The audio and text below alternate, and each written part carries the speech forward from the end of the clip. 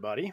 Thanks for tuning in. Welcome to episode 5 of the Philosopher King podcast. So, tonight we're going to be talking with Myer from the Myer Show of Infamy. As you know, he's been on the Phone Booth podcast before and joined us for a live or two. Great guy, as you guys know. But before we welcome him up and get that conversation going, as you know, we're always encouraging you guys to subscribe to the phone booth podcast.substack.com. I just wanted to take you on a quick tour of what's going on over there if you haven't seen it yet or if you need a refresher. But you can subscribe for free, as you know. Let's just take a look here. So here under the tab Philosopher King, that's where you can find all of our current and past episodes. There's also Here's the Thing podcast, which is on Tuesday evenings at 6 p.m. Eastern. We've got the Dualistic podcast, which is typically on Fridays. Phone Booth podcast, which releases every Monday. And then we've got the live streams, which are always a blast. Those are on, as you guys know, Saturday evenings starting at 6 p.m. Eastern. We got Ali's t-shirt shop. And, of course, the Discord, where you can join us for the lives and everything else like that. We've got our schedule so you can see what's coming up when.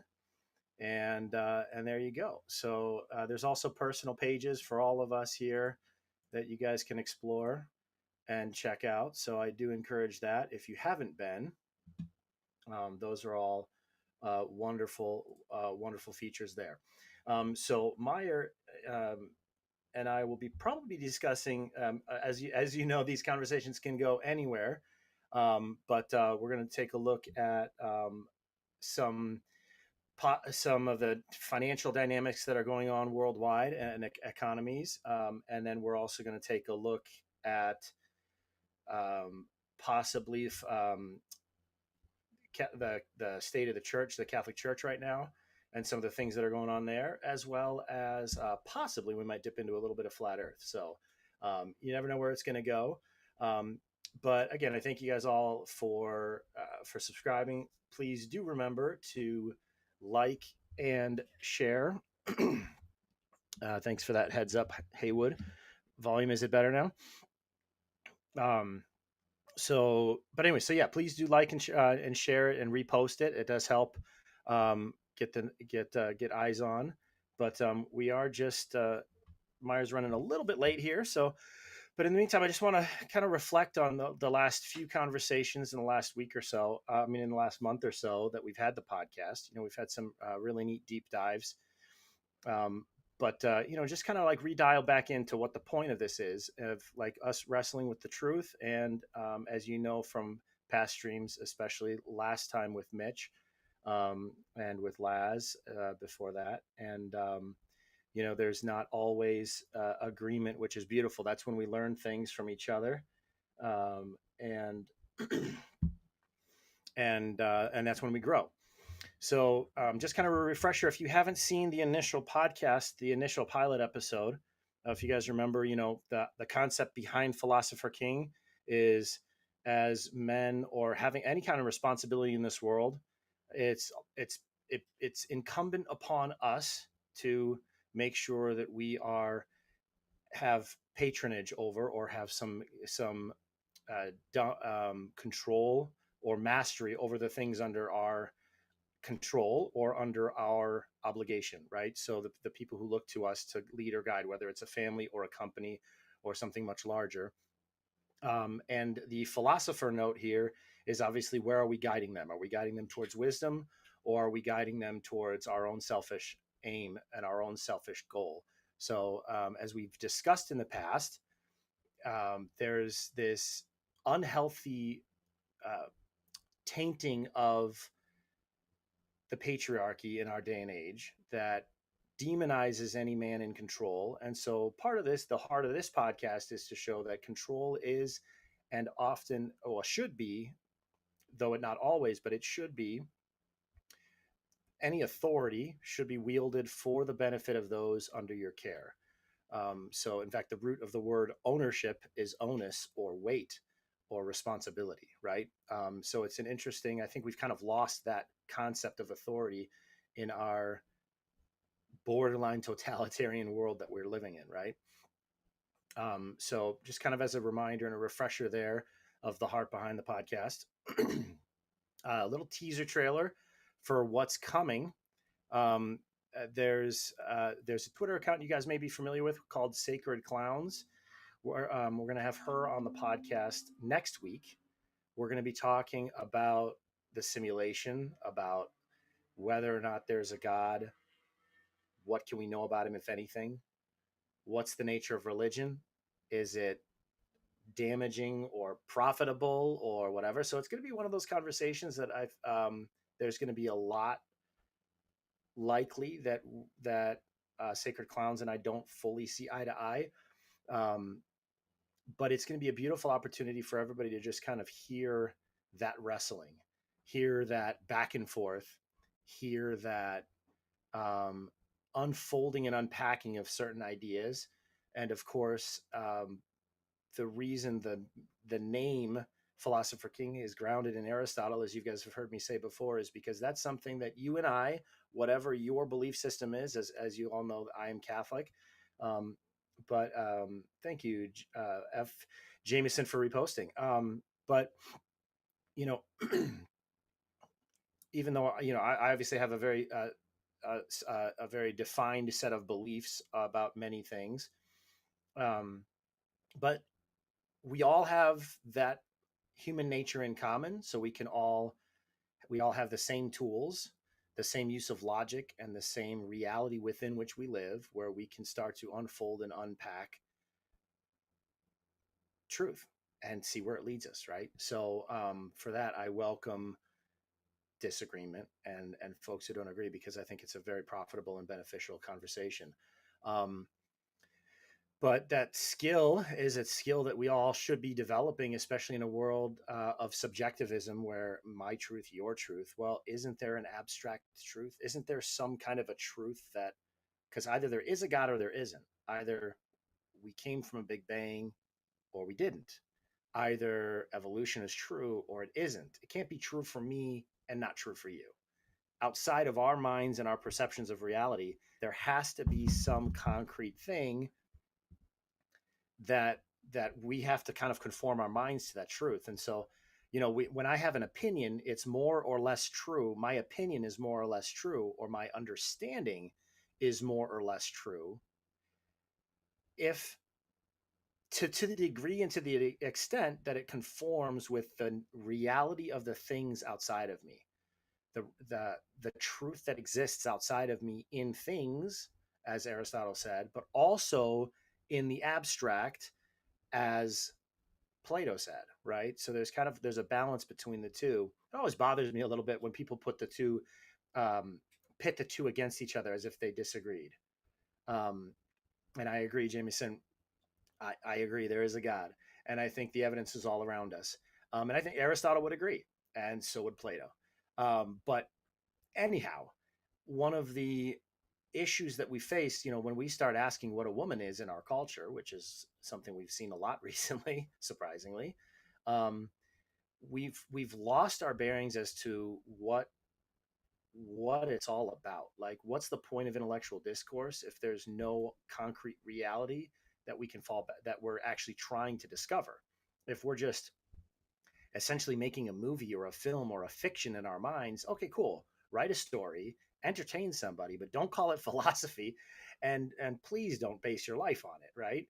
There has to be that sincerity and that authenticity of an integrity of thought, to where we um, to where we can have the humility to say, okay, I thought it was like this, but actually, when I start to unfold the things that I can know and do know for certain already, I now have to recognize that opinion that I had cannot possibly be true, because of the things that I do know. And now, as I've established more and more things for certain, eventually, if we're considering two options, as we start to unfold the things that we know for certain, we're going to be able to determine, deductive reasoning, which of the two realities that we're trying to decide between behind or ideas that we're trying to decide between, is a better fit and a better match with reality, right? So that's really the goal.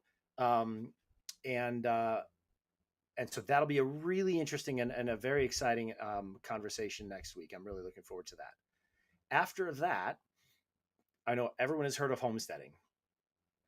Obviously, especially in times where the technocracy is starting to rear its ugly head, it seems that one totalitarian state is losing power and another one is rising up to replace it. Where many were hopeful, myself included, for current movements, it seems to be, and I may be proven wrong, but it seems to be that the current administration is moving towards a technocracy and a further restriction of our freedoms, but in a different way than we'd encountered in the past. I hope I'm wrong. But if that's the case, then all of the prepper mentality, all of the survivalist mentality that so many have fostered and nurtured, and that subculture that has been cultivated, will come in handy. But here's the problem: I couldn't homestead right now. I have to learn a lot, right? I couldn't homestead right now. I already live fairly off the grid, but I'm not at a place personally. I'm too much of a city slicker. Growing up, I've always lived in cities until about a year and a half ago. Um, so I'm not at a place personally where I could just get a bunch of acres and start homesteading. Yeah, maybe in 5 to 10 years of doing it, I would get to a point where, okay, I'm growing my own food, I'm raising my own cattle, yeah, maybe I'll have facility in that on my own, but at some point. But in the meantime, there's this new concept. I'd only heard of it a couple weeks ago called villaging. So maybe Hillary was right on one thing. It takes a village, but so this concept of villaging is essentially homesteading in in in a team, right? So it takes that idea of having a close local community with whom you can barter, but also with whom you can pool skill sets, trades, know how that many of us city slickers, for example, wouldn't feel comfortable taking on a whole farm. But yeah, I'll do that part. I can learn that pretty quickly. And you're going to do that part? Sweet. So all of a sudden, survival becomes more tenable when it's not every family for themselves homesteading to survive. If we do have a network, a village that we create. So I'm super excited because 2 weeks from today, there's a gentleman named Andy who has done a lot of work and is building his own villaging community, from what I understand. But he's a prepper. He's very well informed on all these things. We had a great conversation. I met him a couple weeks ago, and he's agreed to come on the podcast and share his years of research into these things, and also a lot of the strategies that it sounds like he and the community around him have already started to implement. So that's going to be a fantastic opportunity for all of us to understand a more communal side, if you will, of homesteading, so that when it does hit the fan, if or when the financial markets do go into turmoil, even more than they have in the past, and our way of life becomes increasingly more difficult, it'll be nice to have a couple different options depending on our skill set. And it'll also kind of underline, I think, the importance of community, because we are social animals, as Aristotle says, and it is not good for us to be isolated. It is not good, not even not we're not whether alone, isolated as individuals, or isolated in our own families away from a community. So I think that's going to be a really beautiful conversation. So that's 2 weeks from today. And then, like I said, next week we have Sacred Clowns. And then tonight, we're going to talk with Myer, and kind of in the similar vein of the homesteading conversation and the villaging conversation. We're looking at a lot of economic factors worldwide. And of course, yes, there's the peace deal, which I don't think anybody expected would actually be done. I think even fewer people expect it'll hold. We hope and pray it holds, but really, ultimately, who knows? And but what are the financial winds that are blowing right now internationally? It's not just the weakening of the dollar. It's not just um, it's not just thanks Haywood for letting me know my volume's low. Sorry guys. Um, but so it's not just the weakening of the dollar. It's not just the advent of cryptocurrency and what as being more institutionally accepted, but it's also we also want to look at a lot of storms that are impending internationally. For example, BRICS nations and their attempts to start to sidestep US control and dominance. Secondly, um, there's also the yen carry trade, which is how the Japanese stock market has been married to our stock market, and how there's been money games played back and forth. That the moment that unwinds, it could spell a serious meltdown in our markets. Um, and then not only that, but then we also have Operation Sandman, where all of the a great number of countries in the Middle East have poised themselves to dump U.S. Treasuries onto the market, which will in turn potentially cause hyperinflation as the US dollar loses its leverage and its hegemony worldwide. So, lots of interesting storms brewing, in addition to obviously the storms that we have at home here with the political and social tensions that are going on under this current administration. Um, Now, one may argue, and I perhaps would, that it seems better now than it would have been if Kamala had been elected or had successfully stolen the election, because everybody knows that Cackle and Kamala would not have actually won the votes necessary. I think everybody can agree with that. But anyway, but why consider all this stuff, right? Obviously, it's because as we take responsibility for the people in our care again, it's not enough to just respond to the things as they happen, although that is necessary. It's also necessary to, with prudence, look forward to the future and understand. Obviously, nobody can say for sure what will happen in this or that event. Nobody can say with confidence for sure what the timeline is for operations to Sandman if it ever happens. Nobody can say for sure what the timeline is for BRICS overthrowing the dollar hegemony if it ever happens. Nobody could say for sure about the yen carry trade if that's going to happen. But regardless of when any of these things happen and if they happen, it's good for us again as men who have the responsibility to lead our families to be aware of the possible outcomes and trajectories that we're on, be aware of what those effects might have in how we live our life right now so that we can plan ahead, so that we can understand and start to position ourselves to better respond more effectively for those in our care. And again, that's why one of the reasons why 2 weeks from today, that conversation with Andy is going to be so key. So without further ado, are you ready for us, Myer?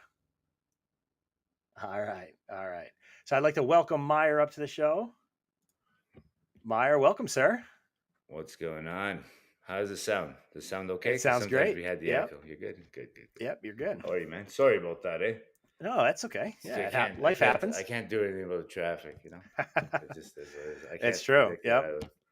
It's the worst part. Fortunately, How's it God with you? gave me a semi decent yapper, so I was able to. I appreciate it. I'm glad he did. Lots to talk about too in terms of what's coming up on the show, and so I kind of gave a little bit of a teaser trailer. I think you heard a little bit of it, just kind of Yeah. about the impending storms, financially and economically, and internationally, And so, yeah, what do you think about that? I know we spoke a little bit about it before you came in.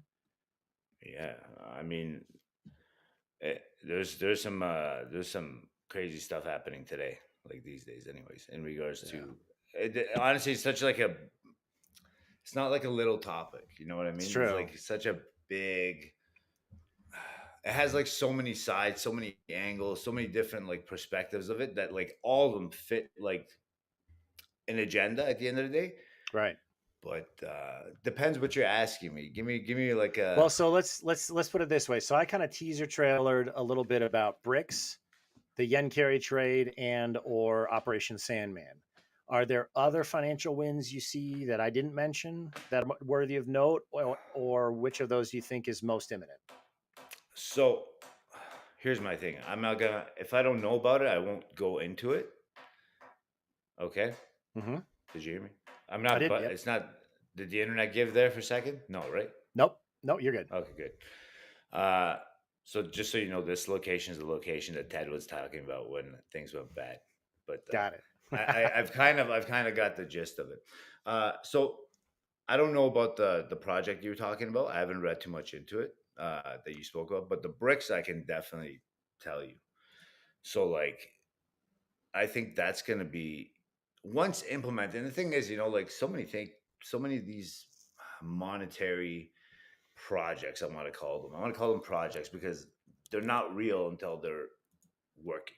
You know what I mean? Until there's an effective, and I Yeah. don't mean like one transaction. Like you could have, I can come up with like a platform or a currency or some type of monetization of anything. It could be like a can of ginger ale for like your glasses. Between me and Mm-hmm. you, that may be monetary, right? Right. Right. Or a trade form.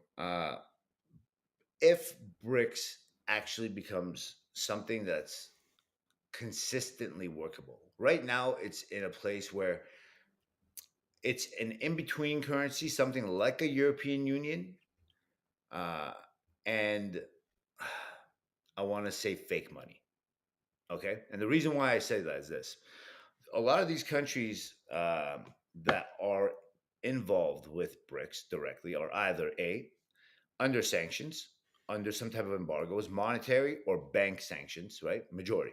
If not, they are under the IMF regulatory system, which is controlled technically by the Americans. Okay, uh, like just like Canada and anybody else. Basically, if you want to make money, you need to be able to use it against the U.S. currency. That means basically get bonds, trade it, make your own currency at home, and that's how it connects the dots, right? But BRICS, some of these countries are already involved with our system that we have today, and some of Mm-hmm. them are not. So, for example, you got countries like Iran, you got countries like Russia. Russia's involved with IMF and whatnot, but Right. but they're under so many scrutinized, hardened sanctions that, to be honest with you, because of their regional geographical positioning, it doesn't affect them because they're not selling to Americans. They're selling to their neighbors, okay, Mm-hmm. and former USSR guys. I think that BRICS, if it works out, could be very dangerous because what it does is it sets a precedence, as in, like, they got some of the biggest manufacturers, some of the biggest uh, money movers. We're good. The thing we misunderstand in North America, I think, is this: that we used to be the powerhouse of manufacturing, not just Mm-hmm. manufacturing, of technology. That means that, like, America would manufacture a new technology, and uh, the Japanese would get it and make it better. They make it better. You know what I mean? Right. Right. And then what would happen? Well, the Japanese would make it better, not for their own internal use. They're selling these products back to the Americans, and then the Americans, what are they doing? They're selling it to their people, their population. So Right. America is like a in the Middle East they have bazaars. The bazaar. You go there and you can buy anything. America is that in essence. That's why they are let's just say the most. They say they're the biggest economy. It's not that they're the biggest. It's that they're the biggest purchasers. They're the ones willing to overbuy to resell within the country because they can hold inventory. For example, if if it were to take off, let's just say China and Russia and Brazil. Just use those three as examples. Start really using it as a trading tool and somehow find that connecting dot to be able to uh, make their own internal currency better, stronger, and make their economy better internally. Then we got problems on our hands because they're going back to pre 1974, which was the US basically, which was Right. gold standard, right? And Right. then Right. uh, I see a lot of other stuff happening today. Like that post about Iraq and they have the most gold or whatever. I saw you reply back to my reply. Yeah. The thing is, I jokingly said, "Does that mean they're going to get invaded?" I'll be honest with you. Well, if you're basing uh, the gold holdings in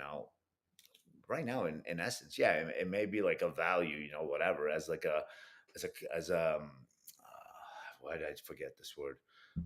As a collateral against bonds, against other Hmm. things, Right. right? But I mean, what's Iraq really got? They rely on everyone in the world to be able to do anything that makes them money. So the oil industry, again, is just like Iran. It's ran by the British government. All their equipment, it's British made goods. It's Rolls Royce. It's Siemens. It's old stuff. And I just feel like there's consequences, and there's going to be lots of speed bumps for something like BRICS to work. Should it work, and we're not on board somehow to have some type of mass influence over it, we'll fall behind. That's my take Hmm. on, like, a small take on BRICS. I'll go more in depth into it in our conversation. What are your thoughts? I want to know what your thoughts are. So what my gut is telling me is it's another example of the classic action reaction resolution, right? Or thesis antithesis resolution, the Hegelian dialectic. Because we've had the thesis of the US dollar for a long time. And now there's this other problem, which could include some of the other economic factors we've discussed, or that I mentioned, I should say, namely like Operation Sandman to weaken the dollar further. So I feel like the US dollar is going to be put into a crisis that's going to push all nations of the world with this global currency war to global. Ted would not let me get away with that. this this multinational, this worldwide currency war, um, and the resolution is going to be cryptocurrency. The resolution is going to be, because right now, for the first time in history, in addition to sanctioning Russia with the whole Russia Ukraine thing, the U.S. just confiscated all the reserves that Russia had in the Federal Reserve, right? So it seems to me, and it might be my ignorance, but it seems to me one of the first times in history, if not the first time in history, where the reserve banking system was disrespected by one of the host countries, right?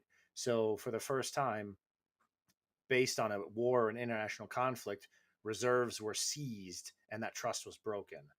And that Federal Reserve system is US dollar, right? That's a US dollar backed system. So that's where I think, as we get into this place of uncertainty with the US dollar, as it increases, and I believe it will, we're going to come to a place, I believe, where there's going to be such economic turmoil that there's going to need to be a solution that everyone can get on board with, and it's going to have to be something that's tokenized, something that's digital, and that's going to be the only resolution, that they're going to provide for us to solve the economic woes that are result. Does that make sense?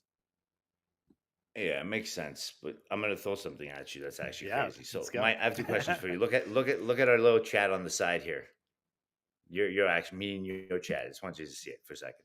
But this was gonna tell you was I'm just gonna target that one thing, okay, Okay.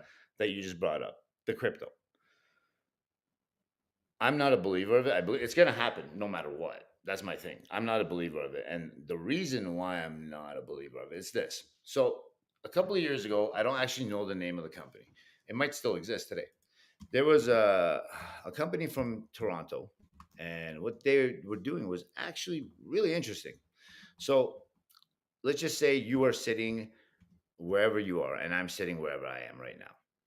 But if we wanted to do work or transfer money to each other, right? Uh, we couldn't. So what did this company come up with? They came up with this tactic. They're like, look, uh, Myer is going to go to the bank and he's going to deposit $150, okay, in any currency, whatever currency Hmm. it is. I'm going to deposit into his account. They're going to send me a card. They're going to send you a card as well. You're opening an account there. And the way it operates, basically this: every dollar me and you put in is based off of the standard of gold's price for that day. Okay.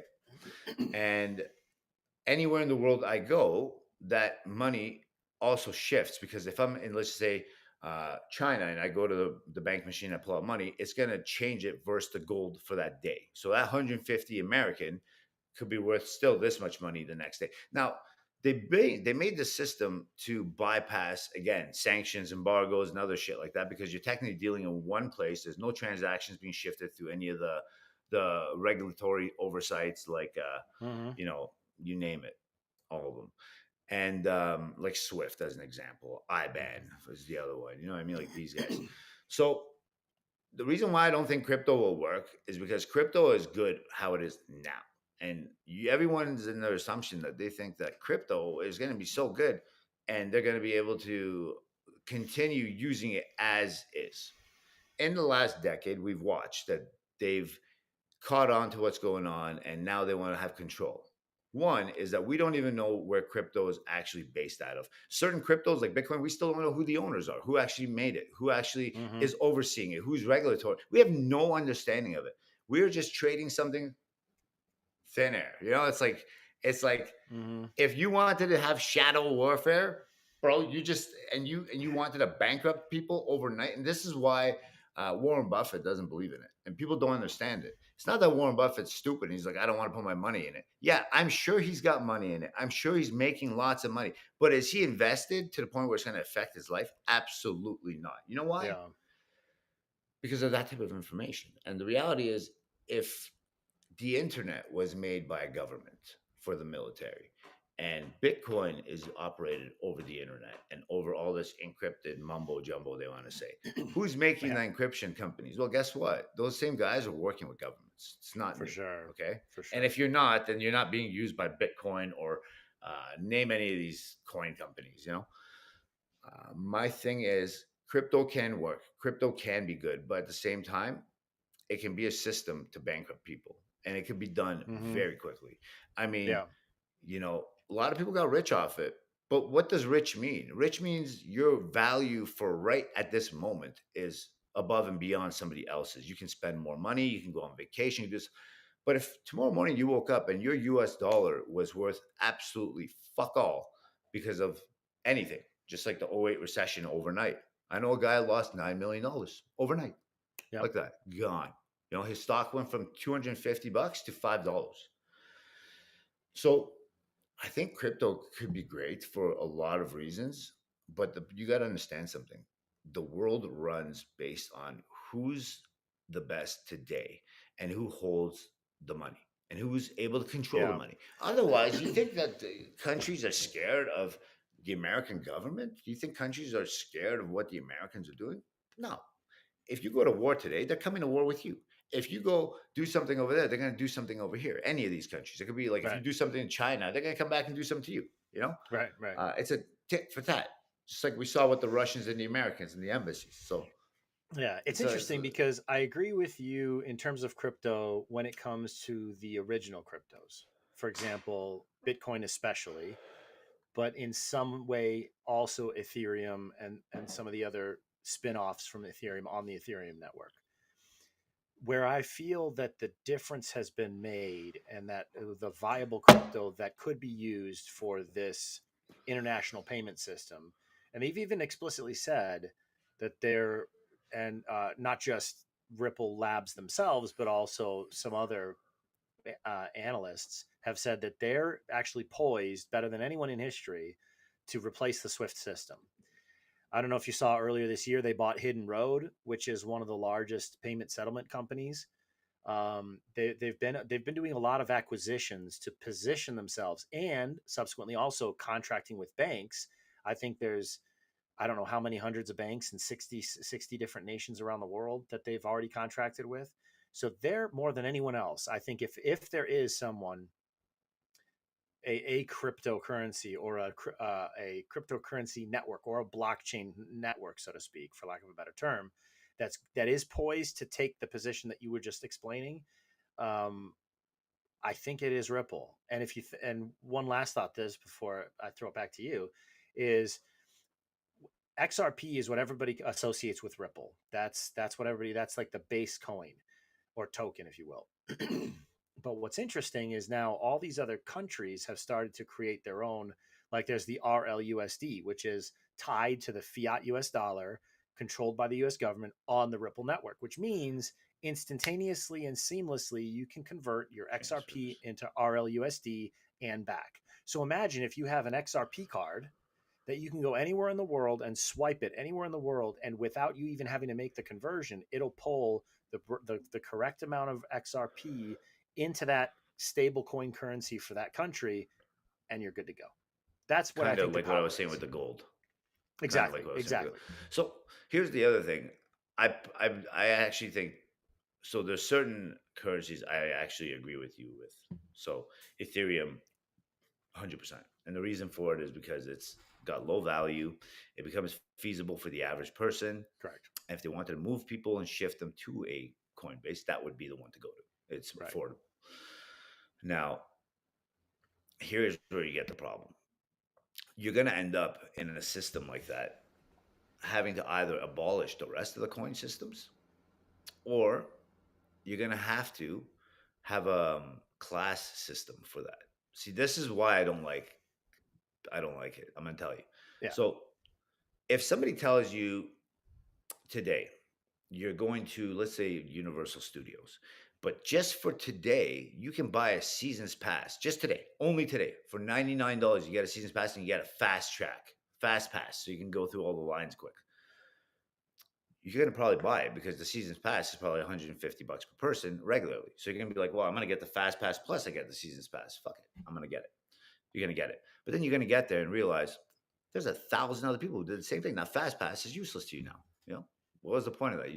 You got it for no reason, technically. If everyone They has a just fast pass, no one swindled has a you. fast pass. Yeah. They just swindled you into getting a season's pass, basically, with the fast pass. So I think crypto is going down the fine line of class separation, where you're going to have people who want to have that Louis Vuitton, which is the Bitcoin, Right. and they're going to get into that, and they're going to be spending that, and you're going to end up where the guy who's spending the Bitcoin will pay less for things, and the guy using Ethereum and other things will pay more for things, and that's how they can distinguish the difference between things. Because once this happens, this idea happens, you need to understand you're talking about money. Hmm. You're talking about money. It doesn't matter if it's called a Bitcoin or crypto, it's still money. It's just gone from paper to invisible. That's it.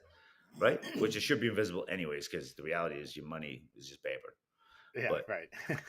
I just feel like as It's a much as it's placebo. amazing and it can go so far, like it can go so far, but it leads to so many messed up places. Imagine it'll like destroy bank robbers. There'll never be a bank robber again unless they're like hackers, you know. But Right. I feel like it's a place where it can go amazing, but when it goes bad, it's gonna go really bad, you know. I agree with you that it's a bleak future, and I think Bitcoin was one of the most successful Trojan horses in human history, I agree. because all of the patriots, all of the freedom fighters, all of these anti-government, libertarian-minded people were resisting the move to cashless society for so long, resisting all these trends until Bitcoin came out, which is decentralized. It's peer to peer. It's well, yeah. Was Satoshi Nakamoto, was he what? Was he NSA? Do we even know? Like, how do we know that it was not just another Facebook that was created, you know, by DARPA and then just transitioned into being a public company, right? And then here's another thing. 100%. One of the things that the Trump administration, even in the first term, kind of made commonplace was this public-private partnerships. So what that does is when you start delegating governmental features and obligations to private companies, now all of a sudden the constitutional restrictions on federal government are gone because it's just a private company. They can do what they want, right? So now if I can't use my little XRP card at Target because far as Target is concerned, I've used up my red meat quota for the month, right? As an example. That's terrible. Don't go that route. That's a scary route. I know where you're going with this, But but you know go what I'm on. saying? I do know what That's you're saying. the Constitution makes it so that the government can't do that to me. But if it's a private company, oh, they're like, oh, we just have to make sure that everybody gets some limited supply, right? but you say So it gets us to scary direction. Yeah, no, but I didn't mean to interrupt you, man. But you say that, but I'm gonna tell you something. The government could do anything they want. 100%. They could they could do anything. That's the scary part. So like as much as I believe like this type of stuff, again, like it can do a lot of stuff. But again, getting back to the control side of it, like you were saying with the meat, in Canada, what they were trying to do a couple of years ago was apparently um, do what Google is kind of doing. When you search like a flight on Google, it'll tell you how much carbon you're using for the flight, Yeah, yada yada yada. so good of So them. they were incentivizing people to basically buy, barbecues with Wi-Fi connectability on them, so that you can monitor your carbon and check it on your phone. Well, why in the hell would I want to care about my carbon, bro? Like, no offense, but like, I'm Right. I'm using the barbecue for 10 minutes outside. Like, I don't need to check and see how much carbon I'm burning. Like, it's 10 Yeah. minutes in and out.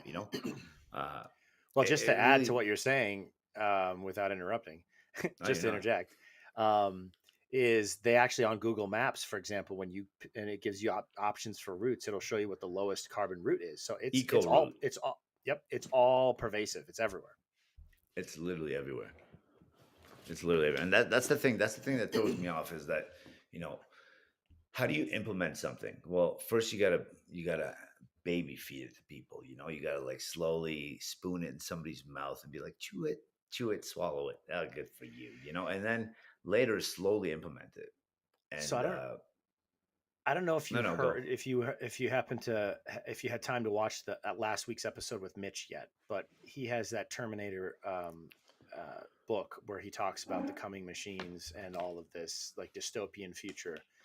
What's what was compelling in what he was talking about is one of the lines that was really compelling to me is he said basically all they do is they lead us with like with a carrot they lead us to just what's most comfortable and easy, so they don't first restrict our freedoms, they first lead mass adoption by facility or comfort or ease, and we've seen it in our world over the last 10 years especially, but that's the way that they lead us into a place where all of a sudden now we're too committed. Like I couldn't homestead right now, I was saying earlier, like I couldn't do it, I don't have the skill set.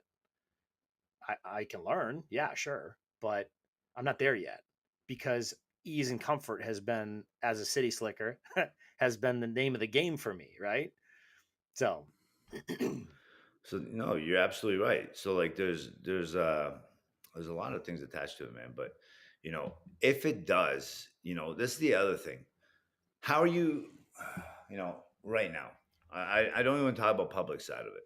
I'll tell you about the larger portion of it. You are a government, any government, and let's say you're American government, and right now you can go to the United Nations and be like, listen, I don't like Jonah. I'm gonna sanction him tomorrow morning. He can't have a podcast anymore. Fuck it, done. He's sanctioned. No more podcasts. Okay, and only let's just say Ted can veto it and be like, no, fuck you. I veto that. It's not happening. Okay. this is a great But podcast. Some would say the best. No, I'm yeah, just kidding. Go ahead. with those, but like when when you see countries that are under embargoes and sanctions, like North Korea, like Right. Iran, like I don't know, South Africa is under a couple of sanctions. They just put Brazil under a couple of sanctions. They put Russia under a couple of sanctions. Well, how are you going to implement that? How are you going to be able to make sure they're not doing transactions right now? Like I was telling you earlier, one of the only places in the world that like the money it flows back and forth pretty much between Europe, Middle East, Russia, this place, that place. Actually, not Russia. Russia, they couldn't do anything with them. Actually, they got into trouble and things messed up. But is Turkey? So as much as you want to sanction Turkey, it's kind of hard because as much as people don't realize it, there's cities there that are just like the city of Dubai. It's a trade free zone. So you can go there, and in the city of 2 million people, you have about 5,000 people who own factories, and the rest of the city is literally working for these factories. And what they're building is, you name it, from a mattress that you sleep on every day to the chair you're sitting on, to the suits you wear, to the clothes you wear, to the couch you sit on. Like whatever you name, they're making here. When you go to Walmart and you buy like a the ironing table. Yep. Okay, so there's a Philips that makes light bulbs and like Hmm. speakers and whatnot. So Philips is the biggest brand of ironing tables. People don't know that, but guess where they're manufactured? In Turkey. So right now, if you're under sanctions, and you're doing business, the chances that you're going to do business to anywhere minus Turkey is slim to none. They're the only country that has a relationship between the West and the East, but they don't ask any questions of where money comes from, where it's going. They don't care. It's your Right. problem. Once it goes where it's going, that's on you. That's the way to look Right. at it. Right. So, how are you going to be able to monitor that with uh, crypto, with electronic based currencies? It becomes really tough. And at the same time, uh, you know, other projects that come along with this it's gonna be so regulated, and it's gonna be so easily regulated. I just want to bring your attention to this. You see what's happening in China, and I don't know if it's true because I haven't been there, but with your credit score, but it's not a credit score, Correct. it's your score. Social It's credit score. Yeah. your social credit. If that's true, and I'm sure it's not everywhere, it must be in like a slow rollout in like little towns and villages. By little, I mean like at least 2 million people, Right. because they got Right. billions Right. of people. Uh, but if something like this happens, that's where it's leading to. There's the other side that we're not looking at. That's like really tough right now. You could be cash rich. You could not be making money just cash, Hmm. and laughing to the bank basically and putting whatever you want in the bank. Well, what's It's kind interesting of tough. is to kind of tie what we're talking about, like you said, the direction it's headed. I mean, I think it's fair to say, I know, I mean, I found out this evening you and I share the same faith, right? We're both Catholic. And like whether Catholic or Christian, I think a lot of other people understand that there's the truth in this anyways. But we know where we're headed. The end of the book of Revelation is where we talk about, the Antichrist isn't going to be forcing idolatry on everybody. The Antichrist is going to control everything economically such that no one can buy or sell without having the mark. So we Right. know that that's the direction it's ultimately headed. Now, is that going to be in our lifetime or in 100 years or 1,000 years? I mean, it's anybody's guess, right? From because nobody knows the day or the hour, right? It certainly seems that it's getting close because of all of this. If indeed digital currency becomes the norm worldwide, then you can easily see how then all of a sudden they can start putting layers of regulations and restrictions on. And then, whereas before the elites didn't have the manpower, the powers that be didn't have the manpower to surveil and enforce everything. But with the rise of the machines and AI, all of a sudden that becomes feasible, right? Or So it's an reality interesting and almost. concerning real possibility. It is. Jonah, I need 1 second. Put an eye drop in. Give me 1 second, okay? 100%, One no problem. second. One. Yeah, no problem. So, and this is something that we can all talk about as well, and we'll continue to dive into. But you know, our time right now, this period in history, a lot of the facts and descriptive um, elements of what the end times will look like and the reign of the Antichrist is cashless. Well, it doesn't say cashless society explicitly, but we can understand that that's implied because it says that nobody across the entire world will be able to buy or sell without the mark. Secondly, when the two witnesses, if you take it literally, um, there's two witnesses that will battle and do war with the Antichrist, and they will be slain. And once they're slain, they will lie in the streets, and the whole world will look on for 2 days, or 3 days and 2 nights, 3 days and 2 nights, I think, something like that. And the whole world will look on and rejoice, and there'll be great celebration worldwide as everyone looks on at the corpses of these two witnesses. Now, if that's literal, we have only recently come to a place, by recently I mean the last 10, 15 years, where the technology of streaming and everything else is such that that's possible because 100,000, however many years ago you want to look back, if there was somebody lying dead on the streets in Rome, we wouldn't even know about it, nor would we care, right? So we're really coming to the point where Those things are all possible. Myer, were you still be able to hear what I said? Yeah, I heard everything. Okay, I had my perfect, cool, headphone on. I was just still right perfect, here. Sorry, perfect. What do you think? What do you think of that? No, you're good. Yeah, I just want to make sure because I man. would kind of summarize if you need me I'll tell you to. something funny. Uh, I agree with you. Can you hear the fan in the background or no? No, can you hear Okay, my good. fan in the background? No, I just wanted to make All sure right, it's not like. all right, we're on the same page. So I don't know. Here's what I was gonna ask you. Is like I told you before. Uh, as much as like we share the same faith, I go to, let's say, church, but I don't. I might not know a lot of things that you know, and it sounded like that was the case. How many times has it been in our history, in our recent history, not forever history, that you know of that it's felt like we've come to the end times? And I don't mean like 2012, the Mayans. Don't give me that shit. I don't want to hear that. So I'm going to give you two answers: one objective, one subjective. Okay. Objective, hindsight being 2020. I think this is the first time because if you look at those markers that I was just describing, where everyone could look on and one entity could control all transactions worldwide, we're getting to that point. We're not there But yet. we were There's a lot already of, there, aren't we? I mean, Sorry, I how many interrupted. underdeveloped? No, you're good. How many underdeveloped countries are there in the world still? Like, yes, we are as a country, us, but look at the countries in Africa and the Middle East. There's so many that aren't plugged into the international monetary system yet. So, and you could argue that there's a lot of work to be done in individual nations around the world as well. Fine. But subjectively, if we look back through history, those things were taken more symbolically. And they're almost, I would argue, possibly every generation has thought that they would see the end times in there. Right. So subjectively, I think there's been a lot of times when people thought that they were there. Even in the time of Emperor Nero, right? They thought it was imminent, right? Obviously, with Nero. Right. No kidding. Right. Exactly. And so from the subjective standpoint, how many generations has there been? That's the answer to the question.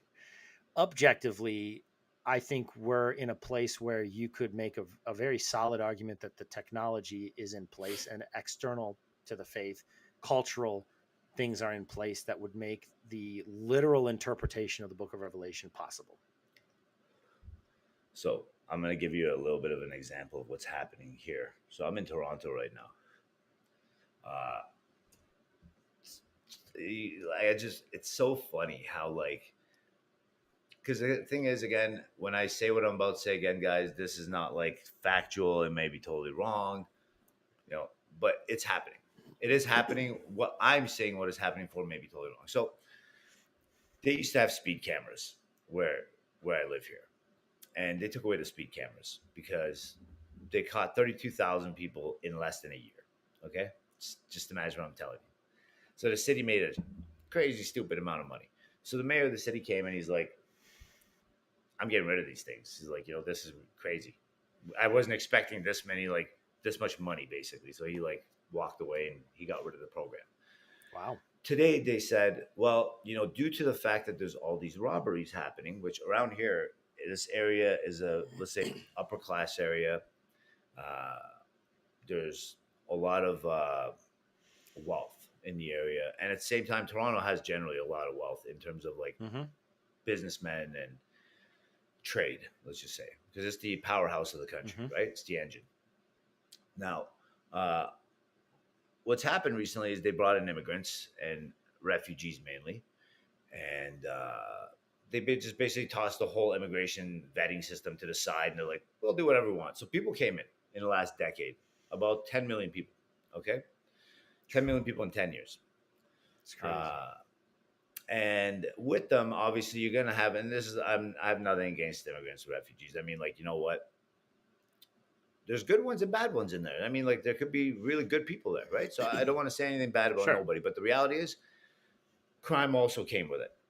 Yeah. So crime rate's gone through the roof. People are getting their houses kicked in, cars stolen off the driveways. So he's like, I'm getting rid of this program, but I'm bringing in this program. And this program is going to be, you know, in Cali and in Florida, how we have like, you go to like the outdoor malls where there's like a TJ Maxx and there's like a Target, but there's restaurants there, and Yep. all the stores are outdoors. You got to go through the outdoors. Yeah. So you know, at those malls, the sheriff's offices, they bring those big camera systems, and it's on a lift, and they lift. So they're implementing those, and they're doing a small program where they're putting it at the entrances of all the subdivisions, see who comes in and out. Hmm. Right? You can look at it like, okay, well, that's a good idea, because if somebody's coming into subdivision at 4 in the morning and you don't see them ever come in the subdivision, now you see there's a car there that you've never seen before. Maybe if it's live, they'll send like a cop out to check it, see what's Right. going on, or they can monitor you, Yeah. right? And the thing is, everything starts small. You know, uh, Technology moves fast, fast enough that we can't catch up to it. We don't even know what's out that came out today. We just hear about what came out 4 or 5 days ago, a month ago, but there's new stuff coming out every hour because the technology is moving that fast, especially with AI. And it's only And accelerating. Yeah.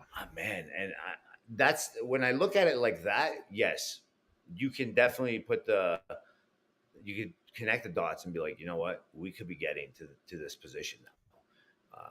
The question comes is, what do we do? How I do we love avoid that. it if I that is love the that case? question. So this ties into your question before about what can the government do, right? So, or what can you do against the government, right? If they want to do something, there's not really much you can do. Um, so I'm sure you've heard the term sovereign citizen. It's a Of misnomer, course. obviously, because those who claim to be sovereign and rest on on the Constitution and defend their constitutionally protected rights, God given, constitutionally protected. Those are important notions. Um, those those who stand, they're sovereign. They're not citizens. That's the whole point. Is that they're not citizen means you're They're somehow part of the land. connected They're part to of the country. That's right. Exactly. They're not correct connected to law of the that, but they're land connected. versus the maritime law, which that's That's where you're right. You got it. classified as citizens. So Of it's an course. absurd nomenclature. But anyways, so I have identified as a sovereign, so to speak, not to play identity politics, but for probably 7 8 years now, and even though there were a number of traffic citations for driving, even though I was only traveling. So driving implies use in commerce under maritime law. Traveling is the constitutionally protected right. That's the distinction. But there were probably a dozen different tickets and citations in the state I used to live in, and that I they're not on my record. There's no record of them at all. I fought them all the way up to a trial by jury, representing myself, took them down. Wow. What'd you say? Completely clean driving record. What did you say to get off of it? I'm not a citizen. I'm It's sovereign. it's it's all of that. It's not a citizen. Can you do that with a credit card bill? Yeah, if the contract is unconscionable, if there's no evidence of, and that's the thing is they bind us to these contracts that if we call it out for what it is, like a marriage license, for example, a marriage license, you don't I wasn't know giving that you the when finger, you're by the way. I know. So you don't know that there's a third party. When you sign that marriage license, you don't know that you're signing a contract and there's three parties to the contract. You, The them, and the state, government. That's right. correct. That's not fully disclosed, and it's not fully disclosed that they retain exclusive rights for of jurisdiction over your children. They're the binding tool. That's what they are. Correct. And it's not just and you don't even want to call them children, you want to call them offspring because all these words matter and carry legal weight. So if they define it and then you use it because it's common parlance, then you're invoking their definition. So that's why it's important to say traveling, not driving, and all these other things. But it can be done. And I think just to kind of full circle back to the question that brought this tangent up is what can we do? And you can have a common law trust. So it has to be a non-statutory trust. A common law trust is a contract. So it's governed by contract law. It's, it has its own, it's a completely different legal animal. And that I believe because a trustee, when I'm acting as a trustee, I'm not acting on my behalf. I'm acting on behalf of the beneficiaries managing or dispersing funds or resources for the good of the beneficiaries that are not mine. So my personal opinion, will I be proven wrong? Maybe. But my personal opinion right now is that that's the way to sidestep the mark. Is at a certain point, the only way that we'll be able to actually access resources and support and provide for the people under our care is a trust as a trustee. So that's because it's a very unique. In fact, if anyone has ever been through a divorce, you know that on the financial affidavit where you have to list all of your assets, it'll ask you for your stock holdings, for your real estate, for your cash, for your property, for your home, for your cars, for your name it. You name the It asset, goes to a you name the trustee investment, first. it'll go through everything. You know what's not listed? Trust. That's What's held right. in a trust? Not listed. They can't even legally ask you. If you're foolish enough to disclose it, then they might That's try to right. compel you to to disperse. But if you don't, That's when they send the forensic auditor from IRS. They're like, "Hey, how's it going? but Gonna even that, check on most your people don't trust." realize taxes are voluntary. According to paragraph 60, subsection B, it defines income as something other than what everybody thinks it is. And our normal daily wages are not classified as income according to the IRS. So if we offer to pay taxes on something that we're not required to pay taxes on, they're not going to say no. But if we Yeah, they're don't gonna take it. Of volunteer course that, not. then if you don't volunteer it, then there's nothing they can do. They can try, but it won't stick. And there's You ever many you examples of people being successful. yeah, but you actually know anybody yourself personally? Digitally, not personally, like in the flesh. No, I don't. You mean that has That fought the battle, or that has fought the battle, or you know that has that avoided the battle? Because it's better to avoid the battle than to have to fight the battle. I do know so people here's who've the thing. avoided the battle for extended periods of time, even. Right, by pushing it down the road, kicking the can down the road, that's a different story. Anybody could do that. I could do that too. I can go to a lawyer and be like, "Hey, listen, we need to just kick this can down the road for another 2 years. Here's your $1,000 to like write up this thing. It's cheaper than me paying taxes on my money." But I do you do know actually know someone. somebody? I do know one person who filed an I-9 to modify their W-2, and they submitted a non-citizen W-2 to their U.S. corporation, and then HR immediately after filing it reached out to them and stopped withholding state and federal taxes. Question for you: is that person American born? Yep, Really? resident in Do the they have a Midwest. I won't citizenship? say what state, but No, resident, you don't need. I resident, don't need to and even know where they're from. So here's my other question to you: do they have status anywhere else? no, No. Wow. full U.S. born, home I and want to raised. meet this Actually, guy. I don't even think this person has even ever left the country. They're that It's, homegrown. that's fantastic. I'm not gonna lie to you. So yeah, I mean it's doable. It Did can he be done. fight It for has been that? done. Somebody like that fights for that though. Does he have to go to court and fight for that for it to happen, or was it like something he just wrote a letter? He's like, "Hey, this is the case. See ya." At the initial filing with the company, HR called them and asked for an explanation and was wrestling with it, and they stood their ground. HR said, "Okay, well we have to check with our attorneys because this is abnormal. We haven't done this before, so we want to make sure we do everything right by what we're required to." And they checked with their attorney and came back 2 days later and said, "All right, well we will no longer be withholding taxes." I'm not gonna lie. That's actually the guy's a genius. Right. Yeah. That's Yeah. genius. Yeah. So Wow. Does that include property taxes? I actually have spoken on the phone with a gentleman at length multiple times because he gave me some resources. I don't own right now, so I don't. But you can actually the homestead exemption was designed to. Uh, so if you're living in a place, even if you also operate a business outside of that, the homestead exemption is because property taxes were initially imposed on businesses so that the state could partake in the profits of the business essentially. Right. If you had a family farm that you also sold the produce from, the homestead exemption was designed so that your family home would not be taxed as a business just because you're running your business out of it if you're living there. you get the homestead exemption. But it's not any business. Like you said, there's a key word you use there: farm. If you're doing something like agricultural or tree farming, sod.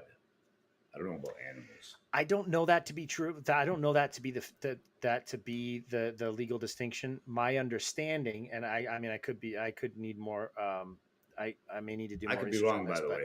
Hey! I could be wrong. my under I'm just talking. I think there was a thing that I've read about before. because, for example, nobody's private home um, should be taxed, property tax. Right.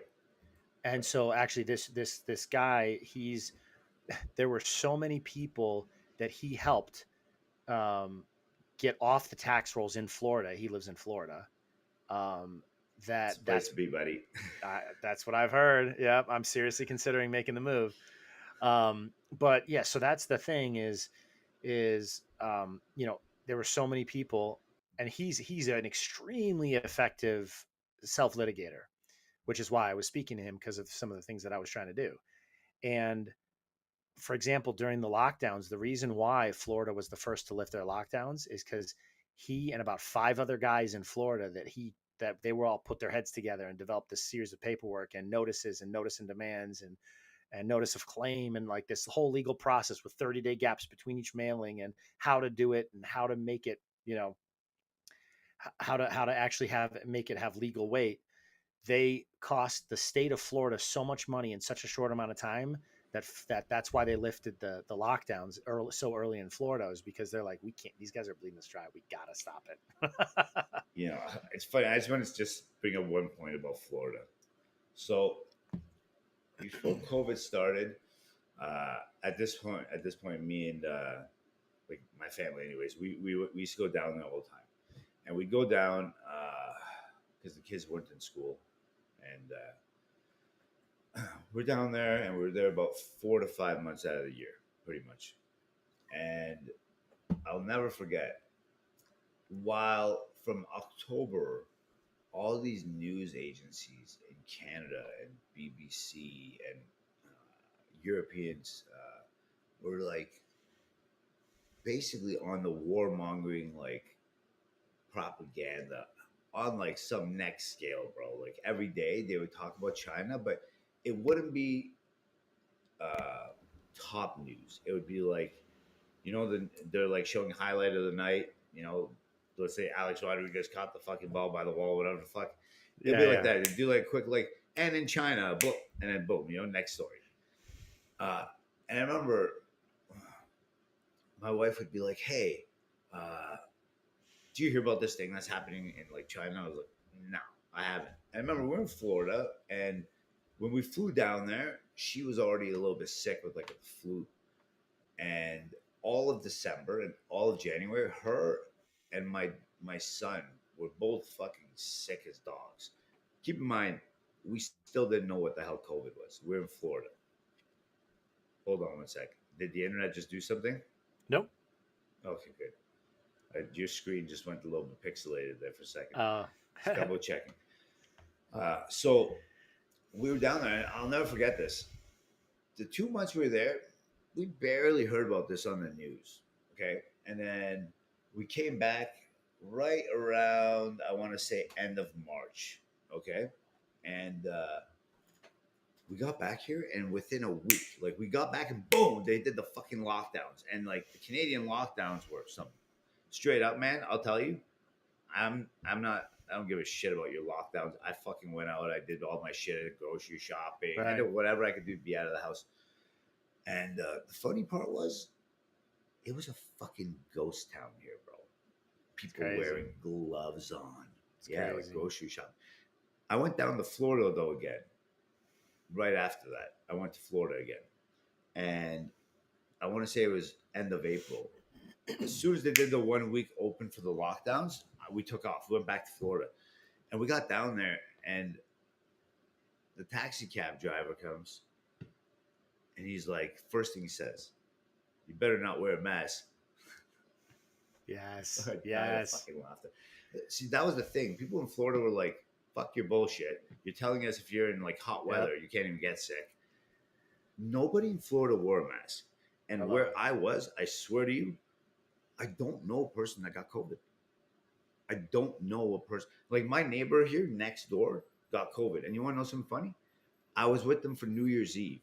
Okay. So the year following that, so COVID was still happening. I was at their house, all three of them, they were sick. The next day it came out, they're like, hey, we did COVID tests. We all have COVID. Check yourself. I checked. I'm like, no. Meanwhile, I was drinking tequila and singing fucking karaoke with them all night, you know? Yeah, Uh, it, COVID was a fucked up thing. I don't even get into that. It's yeah, stupid. yeah. I Well, and hate that that's the thing so too much. is that like we're ruled by consent, by consent of the people, right? So if we don't consent to the rule, then especially if enough of us, if it becomes critical mass, there's nothing they can do. Yeah, you saw that with the trucker movement here. That's what scared the government. Yeah, See, Canadians are real Canadians are either very complacent or very fucking tough. And by tough, I mean like they'll kick your ass, bro. Like I don't care what American you throw at these guys. Look at the biggest hockey player yeah, and just imagine. Let's just say 85% of your Canadians are about that size. right. Real deal Canadians. You know, we're not talking about immigrants. Real Canadians. They're big boys. They're like Northern Americans. You know, like the Northern State Americans. They're big guys. It's like that. Yeah, Uh, and the government realized that like it wasn't about the truckers, bro. They were like, if the truckers are pissed, everybody else must be pissed. Don't look at these wusses that are fucking not complaining. Because the ones that were complaining were willing to like kick people's asses. You know, they were going yep, nuts. yep, yep. Well, that's the thing, and then also what's funny is so the town that I lived in, it was just west of uh, of Chicago, right? In this town, it was close enough to be considered like it was seamless. Like if you were to drive from this municipality Right. directly into the city, it would just get more condensed. It was part of the urban sprawl for sure, That's right? exactly how Toronto is. That's right. Go Right. on. In this town, when they had the lockdowns, this small business owner had a restaurant, very good restaurant.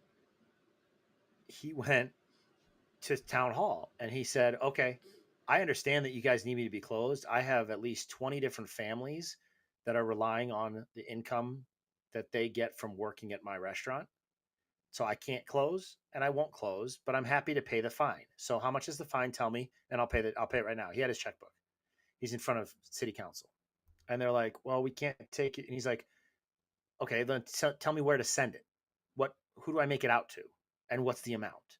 And they're like, "Well, we don't really have an amount. I mean, we've been told, I guess, like it's supposedly like 30 to $50,000 per day A or something day. like that." Yeah. And he's like, "Okay, so who do I write the check to?" And they're like, Fuck out of here. We don't have an We account to lied. receive it. We don't We even. don't, We didn't think there's, you'd say yes. they didn't have an account to receive it. Yeah, exactly. And so he's like, "So there's no one I can write that check to?" And they're like, Not really." And he's like, "Okay, have a good day. I'm going to be open." And he stayed open the entire time, never closed for a single day. And I think Man, that's what needs to happen. That's how we have to respond, but we're not. The population is I, not. I just want to bring this to your attention. Okay, getting back. I don't want to take you back. I just want to just touch on this one more time. I just want to touch on two things actually. I want to touch on that bricks gold thing because I want to say something Hmm. about it, and I want to touch on your crypto thing. But I want to just touch on it with relation to the COVID. Love it. You know, imagine this right now. I'm going to use Canada because it's the greatest example. If you want to see, if you watch this episode right here, I don't care if you like me or not. If you hear anything I say you don't like it, it's fine. Jonah's the man, okay? But I just want to bring this one thing to your attention. Canada right now is the best example of what it looks like, in my opinion. Okay. And I'm saying this based on a lot of information. I'm not going to get into it, but let's just say if you want to see a country that thriving, bro, Canada didn't even get touched when the American recession happened. You know why?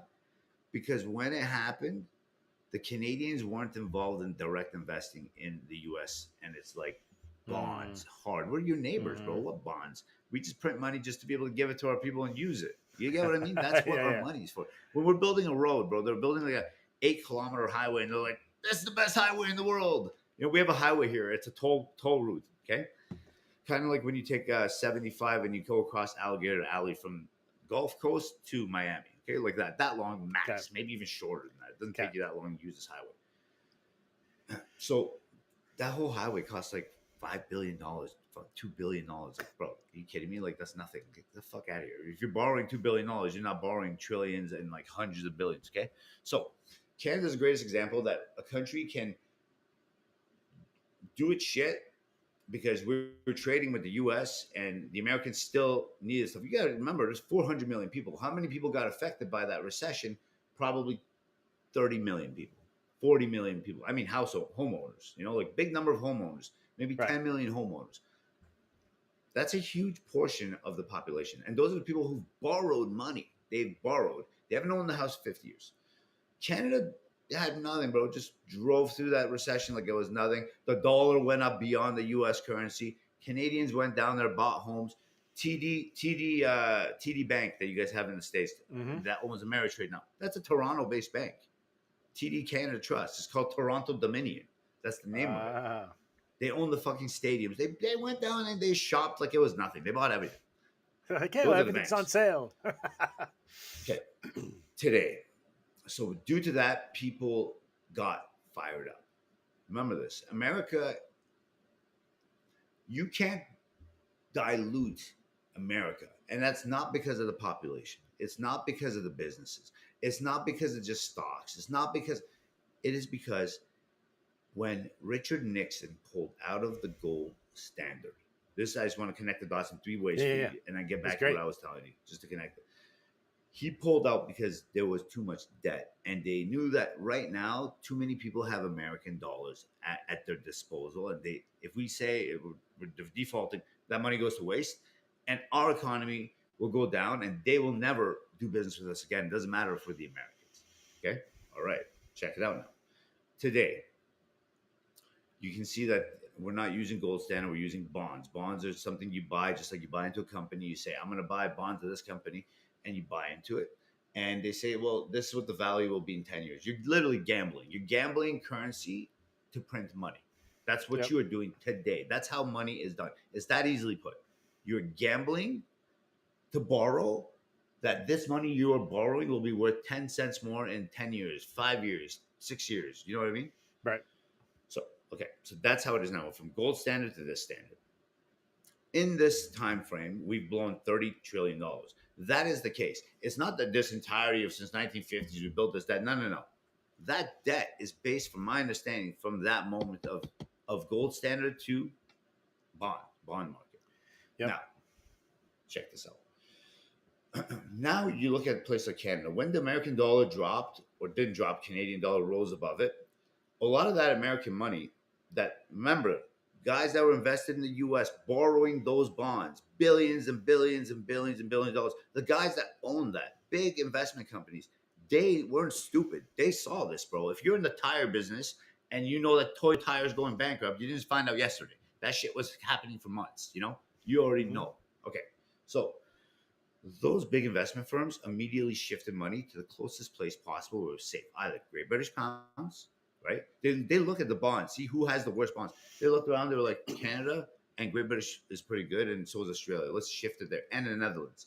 They shifted it around to different places, dumped all the shitty bonds on dumb people who were willing to buy it, right? At that time, it was anybody who's willing to take a trade for American money. That's what people don't get. Yep. So when Italy bought those dirty bonds, Portugal bought the dirty bonds, Spain, they bought it because Americans were selling you money for below value of the currency at the time. Okay, so that's Yeah. that. So a lot of the American money was smart and it came to Canada. Well, it parked here because Canada isn't the U.S. Didn't move up fast; it went up slowly. But in 2014, it jumped. It went like this. The dollar went back to normal.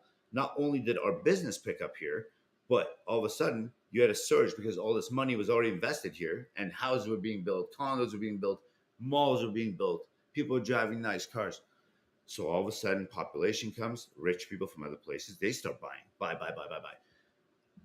An average home here used to be in 2008, maybe, I'm talking about like a 3,500 square foot home was great area 750, maybe less. By 2013, that same house that you would buy at 650, 750 would be worth closer to 1.5 million. Mm, Today, last 3 years ago's market, it was worth like 3 million, 2.6 million. mm, Now you're standing in a market in Canada where, for example, this is leading somewhere, that we have no industry, no real industry other than the oil and natural resources, but we have no one to sell it to, and the Americans want it for free because we've been fucking them and tariffing them for decades. Okay. yeah, yeah, Uh, but that's the thing. If you don't do that, then like the government is trying to taxate you here. You know, it's all about the government. right, Those fees are on citizens from here, not on the Americans when we do that, right? So, right. anyways, all this said and done, you have now today a market where housing prices dropped close to about 3 to 500,000 from a average house that you bought for 2.4 mil is only worth about 1.6 to 1.8 now. So if you Mm, bought, you're in the '08 recession of U.S. here right now, but there's nobody buying Canadian bonds. There's people selling it, and guess what's going to happen? Eventually, there's going to be a lot of jobless people. A lot of other people have come here. A lot of refugees have come here, and what's going to happen is you're going to have an epidemic of people who are not able to feed themselves, like mm-hmm, Venezuela when that shit happened and people were mm-hmm, wheelbarrowing stuff. Argentina, same thing. And we're going to be next door to the Americans, okay? And what's going to happen is this. I think a lot of things that I'm seeing happening here in Canada and happening around the biggest city, Toronto, is happening not because I'm not conspiracy theorist. Again, I could be totally wrong. This is all entertainment. Just putting it out there. Me and Vince, you see the ones with me and Vince. I'm doing that every time now. He does it too, I think. oh So yeah, yeah. point being, point For being, entertainment uh, purposes only. yeah, this is entertainment, guys. But if you are putting up cameras, here's my thing. Like here, this area, they're putting up all these cameras for the CCTV, see if there's Right. crime happening. Tell me something. In a city of 300,000 people, with tons of police, cops driving around doing nothing all day, pulling people over for like bullshit tickets. You're going 10 over, 2 over, 5 over. You don't have your insurance paper on you. Bullshit. Mm-hmm. Now that you're getting rid of the speed things, why don't you put your effort towards getting the criminals rather than putting the cameras? Because what's going to happen is this: if something like what you were saying wanted to happen, this is where it's going to start. A Yep. place where the money was worthless, the people have no jobs, and the government can easily say, "Well, nobody has money in the bank anyways. Let me create this new currency, default." New currency. Exchange all your money to this new currency. Now you own like a Bitcoin for free because we did the exchange for you. Government took the fucking fall on that. And then how are you going to bring that economy back? I'll tell you. You bring the Americans on board because your neighbor just did. Now 400 million people are going to convert their money to that. What's going to happen to that money? What's going to happen to that cryptocurrency that Canadians just got dollar for dollar? It's going to skyrocket. Yep. Check this out now. Who has control of that money? You. You can go to the bank and pull out cryptocurrency in dollar form. Nope. No, you can't. Nope. You lose that debit card or whatever the fuck you're gonna be using, and let's just say you go to the bank one day and you forgot to pay a bill. Let's just say it was your property tax and you got 10 grand in there, and the government says you can't have the money until you pay that bill. Hmm. In fact, we're just gonna take it from you, and then we'll deal with this later. Go ahead, pull out your money. Or until you See, delete this is that where all the social media strangest things post that comes. doesn't fit with our that we feel is disinformation and dangerous, right? Like is happening in England, in Great Britain. That's another place it can happen. So England and Canada, my friend, England, and this is not a fake theory. England, Canada, and Australia, okay, are tied Mm-hmm. together like a rope, and you duct tape them all together. Whatever the Commonwealth. British do, we do, Yep. and Yep. whatever the Australians do, we do. The only other country that's like that is New Zealand, because they're also part of the, I think, what is it, the Crown Corporation or whatever this is, the Yep. monarchy that owns the whole world. Commonwealth. Yep. Commonwealth, yes. But man, with what I'm seeing here, first of all, it would never happen in certain places. I can name it right now. It will never happen in Florida. They won't let you bring in cryptocurrency. The people will be like, I'll burn down the fucking country before this happens. I know. And they're the nicest people. People from Florida, the nicest human beings you'll ever meet. I don't care where you're from. If you're in Florida, you're nice people. Same goes with the Texans. But the moment you twist their arm and they feel like not threatened, they're not scared of you. The moment they feel like you're trying to dupe them because they're so honest with people and open, you're done. You are Yeah. done. They will never talk to you again. They'll just Yep. leave you to the fucking dumpster. They'll literally come with a saw and try to saw themselves off of fucking southern Georgia and be like, "See you guys, we're an island now," you know. But it's gonna happen in England immediately. The moment that they lose control, what's the fastest way to gain control? Take away your money. What are you you gonna know, do? What are you exactly. gonna do about it? Exactly. What's interesting to me is so I think we've mentioned it. I know we've mentioned it on the phone booth podcast before, but that movie V for Vendetta. Have you seen that? So I have another account on here. I just can't get into it. It was my original account, like years ago. Yeah, yeah. Uh, it was called V for Vendetta. There we go. So yes, you have. No, I love that movie. It's one of my favorite movies. It's fantastic. What's interesting is when I first watched it, we weren't at the way that they described the state of the world at the time that that's all going down is that England is this totalitarian mass surveillance state with It's zero a mix of freedom and curfews and 1984. everything. It's like But 1984 mixed with other shit. right, Sorry, but what sorry to was interrupt. interesting? No, you're good. You're good. So what was interesting to me though is that at the time that that movie was produced, you didn't have this totalitarian control over Great Britain or England. Now you do.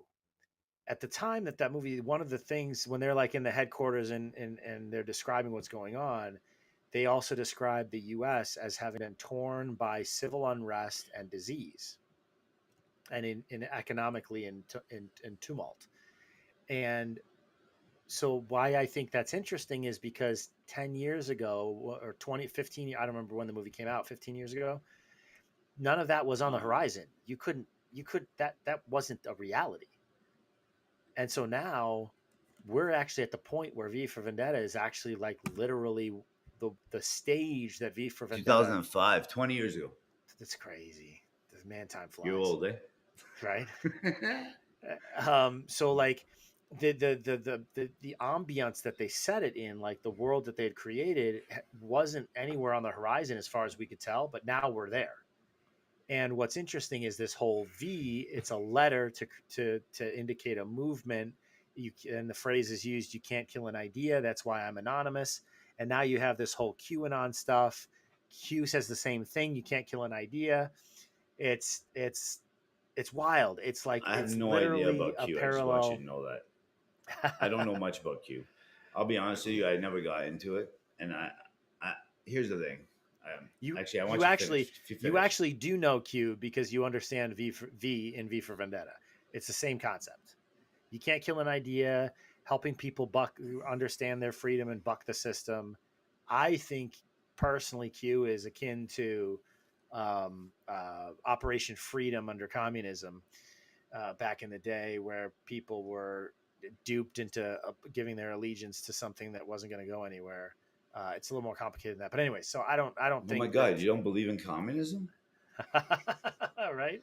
Listen, I think communism could have worked, but unfortunately, listen. Here's the problem with things like communism. I'll make this quick. I'm not gonna make this long. Real fast. You know, if you're in power too long, if you are, if you hold better wealth than me, and I don't mean money wise. I mean like you think you're better than me, but you also are in higher power than me, and you can really like make it known that you're better than me. Eventually, the system fails because you are going to have things that I don't have, and I'm going to have never have the ability to get those things. And communism's whole purpose, basically, communism is hey, the real communism is none of us should even use money, and what we should be doing is just doing shit for each other and making things better. That was the original concept, but it changes, right?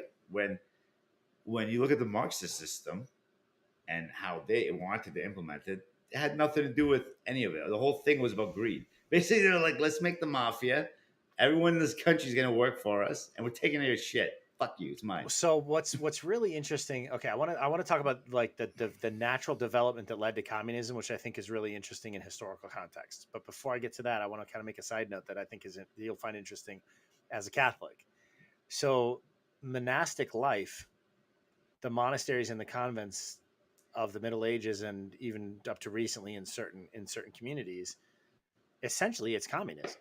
Nobody owns anything. Everybody has all their needs provided for, and everyone works for the common good. That's it. Like it is communism. So I mean, in a sense, right? Just at a It is exactly right. microcosm. Yeah, it's a Right. microcosm instead of It's like a little cult, yeah, yeah. basically. Well, do you remember? I spent 6 years in a Roman Catholic monastery. That's really cool. Yeah. It was pretty. It was. I mean, it Where? was a wonderfully formative Like in the experience States? in the States. Yeah, I know had vows somebody who of. did it in Italy. Well, so they sent me my last 2 years. I was with them for 6 years. My last 2 years, they sent me to the Vatican and I like to it. Rome, and I studied in Rome. So, but we had vows of poverty, chastity, obedience, and silence. So for 6 years, unless it was necessary speech, You didn't talk? mum's the word. Yeah. So now I'm making up for lost time, obviously. Did you dress like a monk at any point? Oh, I was everywhere I went all the time. I was in the So robes. Yeah, the habit. I went to, I'll tell you something cool before we change the subject. I Yeah, went to, when I was living in Europe, I went to, have you ever heard of Ephesus? It's in Turkey. absolutely. Yeah, Mount Ephesus. Okay. So that was the apparent that's last where the known Apostle place of, John died. Correct. also, so apparently it was the last known place of Mother Mary. Correct. Okay. Where she was hiding out. And she was with John. Oh, would you, yeah, right? That's what you just Yep. said? Yep. Apostle John. Okay. John. Yeah. So we went there and we were like, let's check this place out. We're here. Let's go see it. So we went. Really fucking cool. Number one, if you haven't been and you get an opportunity to go, you should do it. It's It's on the really bucket list. it's something special, man. So they have it's on top of the mountain or a hill, you want to say, very like up high in its own like little situated area, and went up there anyways. We did the whole prayer thing. I actually bought a wooden cross with the beads, and it's like wooden. Now it's nothing special, but I was walking. So maybe 4 days later, I was in Rome. Okay, I was just on vacation, just going around Europe at this point because I was living in Amsterdam, and I go to the Vatican. Something special was happening.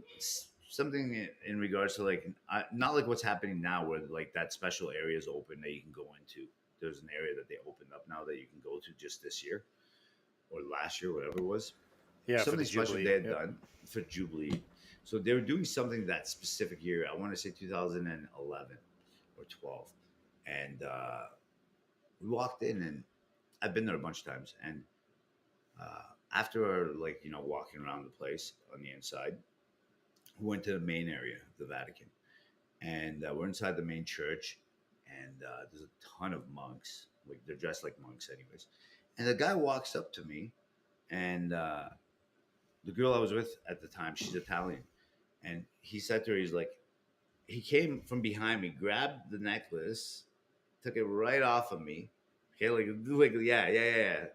But like I knew he was a monk. I saw him, so like he takes it off. He tells her, he's like, at first says to me in Italian, like, I want to bless this or whatever. I'm like, I have no idea what he's saying.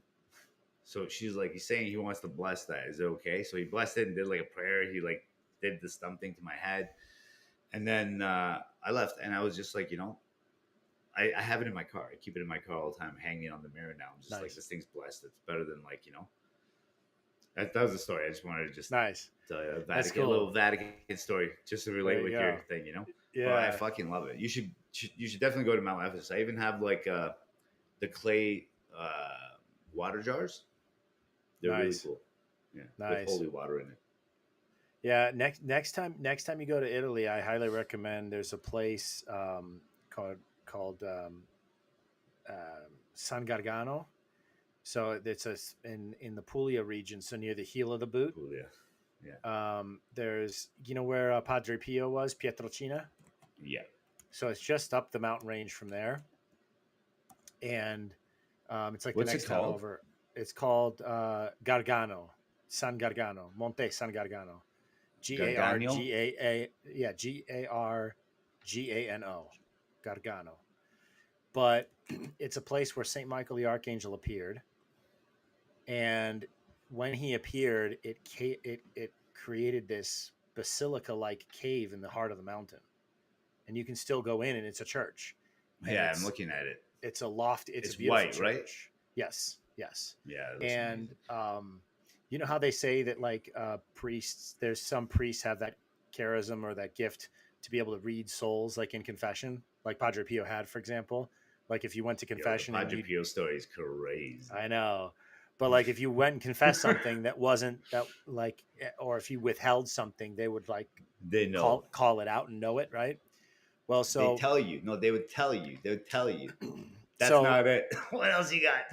there's an order of the brothers of Saint Michael that that are just at that shrine, and their whole life is to protect that shrine. And there's even a confraternity of Saint Michael, and it's really really beautiful. But their main like charism is there. They have confessions running around the clock, like all the time. Like anytime you go, you can go to confession there. Oh, I there's a couple of places like that. No, Yeah, but I went to confession there, and I'm telling you, I knew what was happening in the moment, because I finished, and he was like, "Is that all, my son?" And I was like, "Yes, Father." He paused, and he knew that I had just like genuinely forgot. Like I had done my examination of conscience, I had my list in my head of things that I really wanted to confess, check your whatever. agenda. It's in And there. he was like, "Are you sure?" And I was like, a little puzzled. I'm like, "Yes, Father, I'm sure." And then I kind of mentioned a couple other like small things that I didn't think were consequential, and so I'd forgotten to mention them, whatever. And he paused, and he's like, "What else?" And when he said it the third time, it came back to my mind. There was something that I that was more serious that I had forgotten to mention, and I was like, "Oh," and I mentioned it, and he goes, That's the one. "There, that's it. Thank you. Yes, good." And then he gave me absolution. So like he knew that there was something serious that I had forgotten to mention. So So it's a pretty cool do you story. also speak Italian? I do. Well, that Yeah. is, Yeah. buddy. I like that. Yeah. I In like fact, that. it's Good kind for of you. fun. I have people who have an ear for music naturally have an ear for accents and languages. And Yeah. so just naturally, even though, yeah, because I like when I went full immersion, and I was there for a month. I had a month long like intensive course when I first got there. And then I never studied Italian again. I just full immersion. But probably by year one and a half, after a year and a half or whatever, I was Of comfortable in course. most situations. Because But after you're two or staying three there. years, because I stayed in For, for 6 years in Rome, oh, after 2 or 3 years, when I would travel to different parts of Italy, because I lived in Rome, when I would travel to different parts of Italy, they would be like, "Ah, what part of Rome did you grow up in, or are you from?" Like I sounded like a Roman, right? So good this, Italian boy, yeah, right. eh? So I'm like, I've got the nose for it, but that's about it. You kill me. So it's I good love stuff, that. man. That is So amazing. That is so yeah, cool. I actually found there's in where I live here. There's about 15 minutes away. I There's a like you so much couple. more now. There's this couple, and she's he's American. They both speak Italian, but she is here for only 6 years, and so like we hang out all the time because I'm her excuse to speak her native tongue, which she doesn't get to do anymore, and she's my excuse to stay up on it. So I still speak weekly. That's amazing. You'd love the Yeah, area. I mean, everybody here is Italian. Literally I love it. everybody. I love it. I love it. Everybody. I don't think it's funny. My father-in-law did something like what you did. I don't know if he was at the Vatican or not, but he's from the city that they filmed that Mel Gibson movie, The Passion. Passion of the Christ. Yeah, so it was filmed in his town, and he was telling like he knows like everything about it, anyways. But that's where he's from, and he went to same type of training. I guess you obviously were different. But Yeah. Well, so it's kind of fun because my family came out to visit me once when I was out there, and we went to Venice. I took them to Venice, one of my favorite cities in all I of. love Venice. Hey, you know what, man? We should go to Venice. Let's go there. Let's go to We Venice. It's my should, favorite place. 100% we should. I And love that so the place. reason it's one of my favorite is the architecture is so unique because it's like that center point of contact between the east and the west. at Merchant City. So it has this amazing cultural background that is so unique. But I remember, so my family was visiting me there, and I was like, all right, I want to find, like, I want my family to taste authentic Italian, not all of this. I want them to have a good, Tourist food. They just say it's the tourist yes, trap. But yeah, once I you live there, you turisti, know. basta. So, Yeah, so I bro. go to the Yeah, yeah. last guy with the So, last shop, who's this little obviously Venetian, this little petite Venetian guy, and I said with a perfect Roman accent, I was like, I don't want any of this tourist garbage. My mother's here. Where would you take your mother for dinner? You know? And so he's like, ma certo. And he's like, you go down this alleyway, go hang it right there when it dead ends, and then go left at the first opportunity. And at the end, there'll be a little awning, unmarked, no markings outside. That's where the locals eat. That's the that's best right, food in the city. So we went, and I'm telling you, that's the first time in my life that I ever went personally to thank the chef. It was so good. buddy. Two It times. was Like so I, just so you, know, I good. go to Venice. I haven't been in a couple of years just because like COVID happened, and then I was dealing with some other stuff for a couple of 2 years after that. But let's just say prior to 2022, 2021, I used to go to Venice literally minimum once a summer.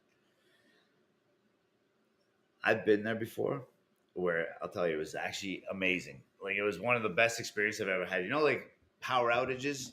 So they Yep. don't have power outages all the time. So they don't have it all the time, but it's not uncommon. It Right. happens, especially at nighttime in the cities because the water tides, whatever the hell it is, something Mm-hmm. happens. I was at a restaurant there, local place, and but it was on the island. I was like where San Marco is. Yeah. And it was again the same thing like you said, alleyways, all this shit. Power goes out. The whole city, bro. Awesome. Power went out Awesome. within like minutes. Okay, we're talking like 5 minutes. This entire restaurant was lit by candles, and they were still cooking Love because they it. were cooking the food. Think about how smart they were because it's so old school. It's not like they have like gas pipes running in the place. You know, like the guy's cooking on like a charcoal grill, but he's cooking like pasta on like on his thing here on a skillet. They were like they ran the whole restaurant. Everything was good. On the walk back to the hotel, which was right in San Marco Square, uh, the whole walk, the people who live there, they have little lanterns outside their house and they all had candles. So like you're walking through the streets lit by it was Amazing. bro, it was out of this world. I So love it.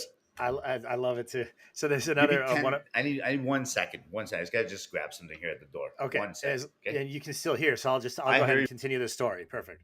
So one of my favorite stories, you guys will get a kick out of this. So it's I'm visiting Venice and I'm walking behind, like you was talking about. There's the canals behind San Marco, and there's the Doge's castle behind the Cathedral San Marco, and between the two there is this canal, like one of the main canals, but it's pretty narrow because it just goes between the Doge's castle and the basilica. But it happened to be the evening before St. Valentine's Day. So as you can imagine, this is one of the most romantic cities in the world. People come there all the time for romantic outings and or occasions, etc. Right? So I'm walking with a group, and I'm in the back, and I'm as we're walking, it's the fog had rolled in, so it's probably about 9 o'clock, 8 or 9 o'clock at night in the evening, and the fog had rolled in, and I'm walking across the canal, and as I'm like at the apex of this little bridge, it's like maybe 20 feet wide, the canal, not huge, um, maybe a little less even, but as the trail, I'm like the last of a group of like 8 to 10 people.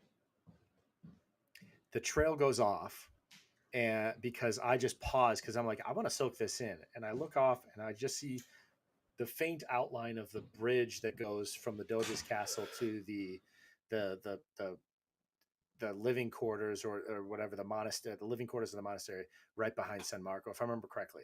There was that bridge called the Doge's Bridge, and that's where they used to actually send the ships out when they would uh, when they would execute people for treason or whatever else like that. Right? If they had to They kill film all the somebody, it movies was there.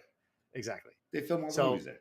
so I stopped on the top of this bridge, and I looked to my left, and then part of the reason I stopped is because I heard a light sound of music wafting on the breeze from my left, which was down out toward the sea underneath the Doge's Bridge. So I paused to listen as the people I was walking with trail off into the fog. And sure enough, the music starts to become more distinct, and I can see the silhouette of a gondolier standing there playing the accordion, and he was playing the Godfather theme song of all things. It was down an alleyway, or was it at San Marcos Square? It was behind San Marcos. So I was on the bridge heading towards San Marcos Square. I had just passed the Love Doge's it. Castle. Okay. Gotcha. And so I see, as I make out this gondola, I hear this Godfather theme song. And there's this, as the gondola comes closer, I notice that on the other end of the back, that so the one gondolier is driving, the other one's playing the accordion. And between the two, in this love seat, is this newlywed couple. And it was so picturesque. And so I just waited as as they came towards me, and then moved on. But it was just like so, like I could still feel the crisp fog on my face, the light breeze, and hear the music loft. It was wafting. It was great. I have a question for you. I Yeah. have a question for you. So I'm just saying this, like again, I love living in North America, whatever. But for you, and I know when you were down there, you educating yourself and all this stuff, and learning the life, like not just their lifestyle, man. Like a lot of obviously every country is literally different in terms of the way they approach everything, Hmm. everything, everything. Some are laid back; they don't give a fuck about nothing. That's Greece. It's like do Right. whatever, nobody cares. Spain, do whatever you want. Just don't bother any local people. Cool. Netherlands is like this. People in Amsterdam, everyone thinks, oh, you go to the Netherlands, you can smoke weed anywhere. That's not the case. You can't do that. You're not even supposed to be smoking weed on the streets. You're supposed to actually be indoors in a cafe doing that shit. Okay. Hmm. So the people that are from there, they don't frown upon it, but they're not okay with it. Like that's like the way, and the way they are, they're frugal. They don't like to spend too much money if they don't Hmm. have to, right? But so how did you like living in Europe? What was your opinion about it? I just want to know. It's like the lifestyle. What if you can live there? And this is not about being an American or anything. Just Right. straight out. Hello. No, I'm here. I am here. Yeah. Okay. Did it break out? Nope. Okay. So if you could live anywhere right now, or like put yourself in a place right now and be able to work and do all your stuff, would it still be in the States, or would you rather be in like a place like Italy? I'm not saying like this to be like, All things aside, um, because I have family here, so no, no, I'm all of not that pretend. aside. But that, yeah, All right. exactly, Yep. yeah, Exactly. that goes without Yep. saying, of course, yeah. For the sake of That's why argument. I'm here right Yep. now. Exactly. For the sake of argument, I was this close earlier this year to moving either to Spain or Portugal for at least Well, six I months see to a why year Portugal is great. for the experience, right? And also to learn language because I know a little bit of What's your Portuguese, background? I know a little bit of Spanish. What's your background? Your In origin? I know, terms of like you like like some people are like uh, Scottish, English, but they're German, more in the States. German. German. Gotcha. But I would probably live in Italy again, just not in one of the major cities again. Like I would find a town like, um, you know, somewhere like in, Sardinia. yeah, or like I would probably move to Calabria. I think I would move to like Central Coast, like maybe not the Amalfi because it's just so popular, but like there's so many beautiful places around there. I Yeah. mean, there's so many beautiful places. But So one of the things I think culturally that Italy has down and what makes it unique over there as opposed to many other European countries even that you could go to, like you were just describing some of the different personality types of the different countries, is they even have a phrase in their language. They call it the dolce far niente, the sweetness of doing nothing. And they are just a leisure. They just appreciate being with each other. So like you'll have a family will meet on Sunday at 11, and they'll start eating and they'll all sit down at supper and they will be there laughing and till 8 talking o'clock. and telling stories and just being together until 4 or 5 at night. I was like 5 6 hours. Like that's commonplace, right? So you have that here. So this the area I'm in right now. Mm-hmm. No joke. And this is like legit.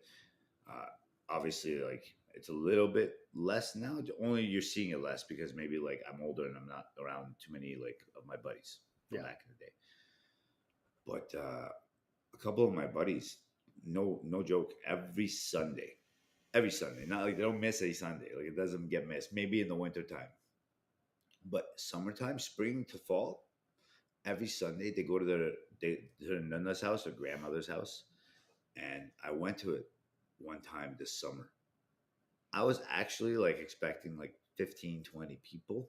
When I got there, I shit you not, I was like, fuck, why did I come here? There was like 200 people. It was like going to a Wow. wedding. Yeah. Wow. And this guy's mom is like 80 and she caters and does all this crazy stuff.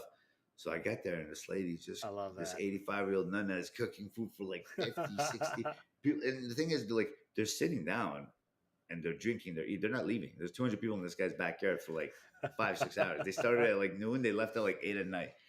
Well, It's so actually really cool. But yeah, I agree with you. it's interesting in my own little way. So when I came back to the States, I moved to Chicago, and in my own little way, I tried to bring some of that culture. So like I was in my 30s, so there was a young adult group at the parish that I was part of, and it was all 30 somethings. And so I just opened my house every Sunday afternoon at 3 p.m. and people could stay as long as they wanted. I'm like, if you want something to eat or drink, bring it, and bring something to share. Otherwise, we're just all gonna be together. Like, I'm not gonna feed you, but you can hang out, right? And it was just it was just amazing. It was like such good, like wholesome It's so good. human bonding, you know? It makes you feel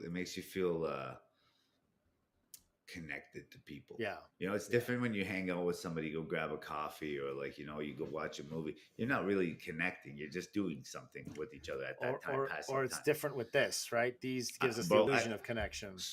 so I'm not gonna lie to you. I was discussing this the other day with someone, and it's so funny, but as much as I don't use this phone to text people, and Right. I don't like doing it. Maybe to, like, for the kids and whatnot, see how they're doing.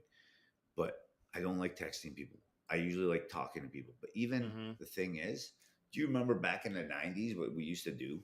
So like I used to go to school, and like even if you picked up a girl somewhere at the all age like dance places Yeah, or yeah. roller skating, or like wherever the hell, movie theater. Right. Back in the day, people don't get it. People used to just go to the movie theaters to hang out front and be like, yeah, when you get here, we'll be standing like to the left side, and like hundreds of kids would be hanging out, because we didn't have cell phones. So I remember we used to give each other like our house numbers, and then like Mm-hmm. you'd call, and then the reality was it's not like you're on an app. You'd actually have to go out with the person. You can't text them. You know, Mm-hmm. the connectivity of like relationship wise, somebody who was raised in the '80s and was like a 20-year-old, 25-year-old in the '90s Mm-hmm. probably still married to their partner. That's Yeah. that like they have like stronger bonds, bro. Yeah. With people born in the mid '80s, early '80s, it's a hit or miss, because if you Yeah. look at like how, bro, do you remember? Like I don't know the age group of people watching. I'm 42, so like the way I look at it is like I fully remember like when Facebook came out, Mm-hmm. 2003 or 2004 or 5, and it opened up to anybody and everybody. And people that I knew, there was like the group of guys that would get together. They'd like, smoke a doob or something, or go Yeah, hang yeah. out. We're like 17, 18, right? Whatever you're doing. And obviously you wouldn't be. You're a man of God. But uh, you'd go out and hang out with your friends, your neighbors. You'd go for a walk, whatever. But I remember people used to go home from places strictly to update their status and put a picture on Facebook and shit. And that was the moment when shit really changed, you know? Yeah. Well, and what's interesting too is, so just to give you a time frame of, like, I entered the monastery at 19. I'm a year younger than you. At 19 in 2004. So as soon as Facebook was coming out, I disappeared from all social media. I didn't have a cell phone, nothing. So AOL Instant I had Messenger was maybe like a still Nokia back then. right, and you still had to hit the same button multiple times to send a text. Like it was still very. It was because of that, texting was like Dude, what for text, bro? It had text built into it. You'd only be able to text whatever it had in there. It was like, I'm good. I'm on my way. well, and then like how like you had to hit the same number like two or three times to get the letter, and it would take to go to the next letter, and then and then it would, the big advancement was auto finish the word, and at a certain point it got to the point where then it would just intelligently understand what words you were probably trying to type. Anyways, then when I came back into the States, because I was still, even though like I stayed 4 years after I left the monastery, I stayed in the States.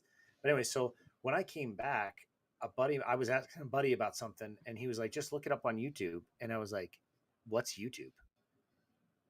That's like, so I Do was you so remember when unplugged. YouTube looked like an HTML website? Do you remember that? No, because I was Do you I remember? didn't even know what YouTube was until 2010 or 12. Like it was way Oh, after the bro, fact, right? So like for me, YouTube. and I've Yeah, always, to comment on your thing about text messages, for me, text messages have always been like an invasion of privacy, because, and it's subtle, but like if I call you, you don't know why I'm calling. You miss the call and you give me a call back, right? When you're available and when you can talk. that's how But it if I used to be. send you a Unless you had a text, pager, now there's a message that's been sent that I know you've seen, and there's an unspoken pressure expectation to respond at least in some way, right? for sure. So it's just a different animal. And I'll never forget the first time I saw my mom meeting with an old friend who she wanted to tell her about the European trip and visiting. I don't know if it was visiting me in Venice or whatever the trip was that she was excited to tell her friend about. I go with my mom to meet this friend, and my mom is like, I can't wait to tell you all about my trip to Europe or whatever it was, right? And her friend goes, oh, I saw all the pictures on Facebook. That looked really cool. I thought Assisi was beautiful. And I saw the joy leave my mom's face, because she was excited to have that moment of connection where she shared her experience with her friend. But then because it had been made public on Facebook and her friend had seen it, that entire bonding moment, maybe not Got killed. destroyed, but Nah, just like, it was hampered for sure, right? So it's just really incredible. I think people take for granted how impacted our lives have been by social media. It's pretty crazy. dude, I never even got into social media. I had an Instagram account for a while, like when it just started. I was posting like pictures of like my vacations, not even me, just like places. Yeah, But yeah, I've never felt like I should put my. I don't care if you know what I look like. I couldn't care less. It makes no yeah, difference. But my personal time with like my family, friends, shit like that, I don't even want to put that out there, because the thing is, it's just I've never had like the It's not about like, oh, I want to make money, go on a pot. Like fuck all that shit. No, it has nothing to do with that. You know, the thing is today, this is why social media is dangerous and fucked up. Majority of the people.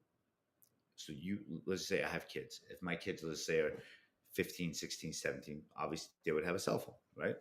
mm-hmm. If they have that type of stuff and they see all these social influencers, a smart kid may like be like, oh, you know what? This is bullshit. Like who gives a fuck? I'll just have like a account and I'll put up like a picture of whatever. But like they're not doing like the shit that most people are doing. Most people today don't understand the difference of somebody who's doing social media for business purposes Mm-hmm. and actually making money Mm-hmm. compared to like someone who's, if I have 2,100 followers on Twitter, okay, when I started, I was hitting huge numbers for some stupid reason, because I was replying to Alpha, oh, I forget, Alpha Fox. Stupid. Okay. How the fuck did I forget that? I know him. So, uh, and he would reply back, but I would be one of the first to reply, and then I ended up getting the 5 million whatever. So I was able to like immediately be monetized. But the crazy part was I never actually wanted to be monetized to make money. It's not like I'm making anything from it. Yeah. I don't even post. If you go on my page, you'll see what I'm posting. I post funny stuff, bullshit, your stuff, other people's stuff. But the people that are that age right now are not looking at it like, hey, I'm gonna go get education and become a doctor or be a lawyer or do something with my life, start a Yeah. business. These motherfucking kids are like, I'm gonna make millions of dollars, I'm gonna bang chicks on a boat, and I'm gonna put some pictures on Instagram, and I'm gonna be rich Yeah. because they saw 5 people do it, bro. Yeah. There isn't even that many influencers as there's players in the NBA. Okay, Yeah. they're just all over the fucking place. Yeah. Exactly. It's Like, more I mean, likely. people making Yeah. multi. Yeah. No, it's true. It's true. Um, Yeah, no, and it's, I mean, it's sad, and I mean, I hope that it'll swing back. The pendulum will swing back the other way, you know.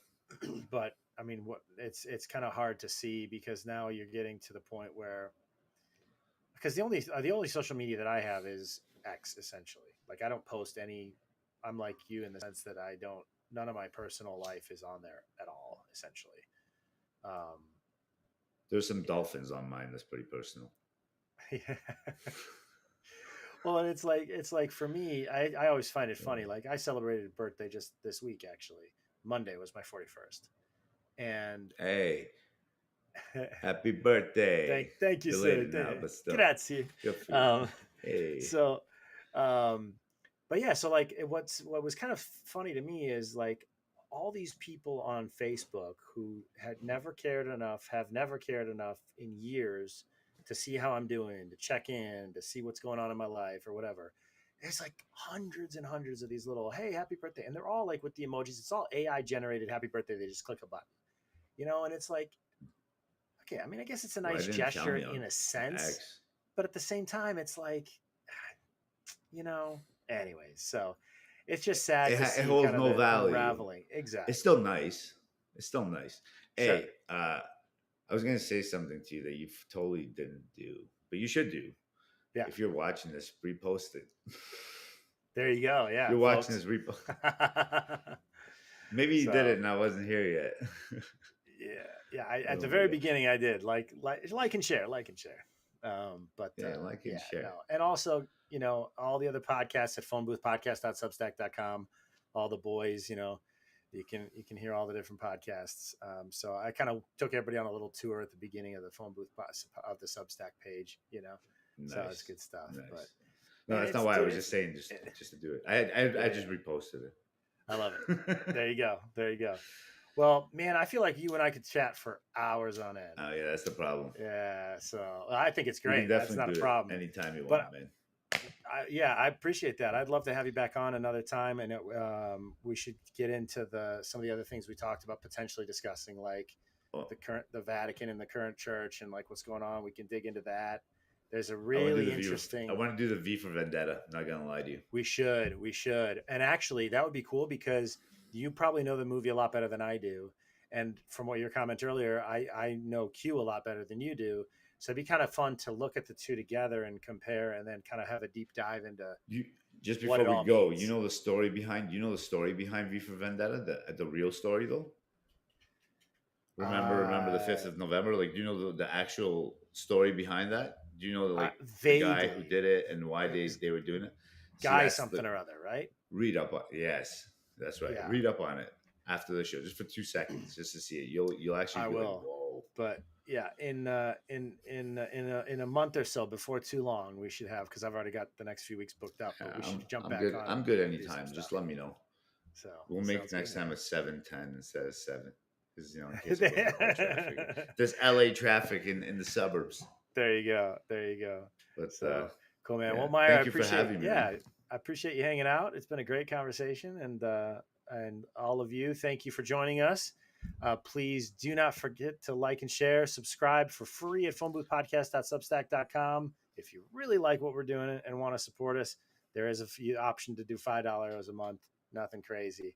It's less than a coffee these days. So, but Yeah, it is. appreciate you, Meyer. Everybody else, have a great night. Thank you, buddy. Thank you.